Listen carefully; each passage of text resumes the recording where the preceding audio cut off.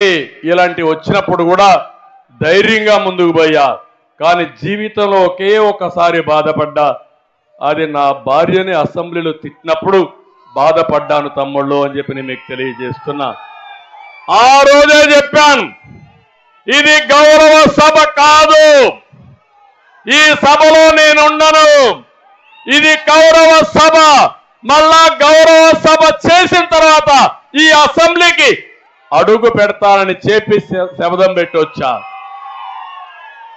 నా శపథాన్ని నెరవేరుస్తారా అని మిమ్మల్ని అడుగుతున్నా. నేను రాజకీయం కోసం రాలేదు, అధికారం కోసం రాలేదు. ఒక మారుమూల గ్రామంలో ఉన్న నేను ఒక రైతు బిడ్డగా పుట్టి ఈరోజు ఐటీని ప్రమోట్ చేసే స్థాయికి వచ్చానంటే అది మీ అందరూ చూపించిన ఆదరణ, మీ అందరి సహకారం. అలాంటి దీనికి మనం ఇది చేశాం. ఈరోజు మనందరం కూడా ఒక పక్క బాధలున్నాయి, ఒక పక్క ఇబ్బందులున్నాయి, కానీ మనందరం ముందుకు పోవాల్సిన అవసరం ఉంది. నేను ఒకటే మనసులో పెట్టుకున్నాను, నెంబర్ 1 మనందరం కూడా గుర్తుపెట్టుకోవాల్సింది, తెలుగు కమ్యూనిటీని ప్రపంచంలోనే నెంబర్ 1 గా చేయాలన్నది నా కోరిక.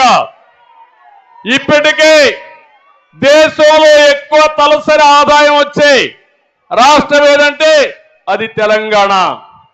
దానికి నాంది పలికింది ఎవరంటే 25 సంవత్సరాల కంటే ముందు నేనే పలికా. ఆ ఎకో సిస్టమ్ పనిచేస్తా ఉంది. దానివల్ల రాష్ట్ర ప్రజానీకం బాగుపడుతున్నారు. ఇంకో పక్క నేను ఆ రోజు ఐటీకి ప్రాధాన్యత ఇచ్చాను. ఈరోజు ప్రపంచం అంతా వెళ్ళారు. ఆ దేశస్తుల కంటే ఎక్కువ తలసరి ఆదాయం సంపాదిస్తున్నారు. నేను ఒకటే ఆశిస్తున్నా, తొందరలోనే ప్రపంచంలోనే తెలుగు జాతి శక్తివంతమైన జాతిగా తయారవుతుంది. నాకు అనుమానం లేదు. సంపదలో కానీ, సేవాభావంలో కానీ, మంచి పనులు చేయడంలో కానీ తెలుగువారే ముందుంటారు. కానీ వచ్చింది 5 కోట్ల ప్రజానీకం ఆంధ్రప్రదేశ్ రాష్ట్రంలో ఇబ్బందుల్లో ఉన్నారు. అవునా కాదా?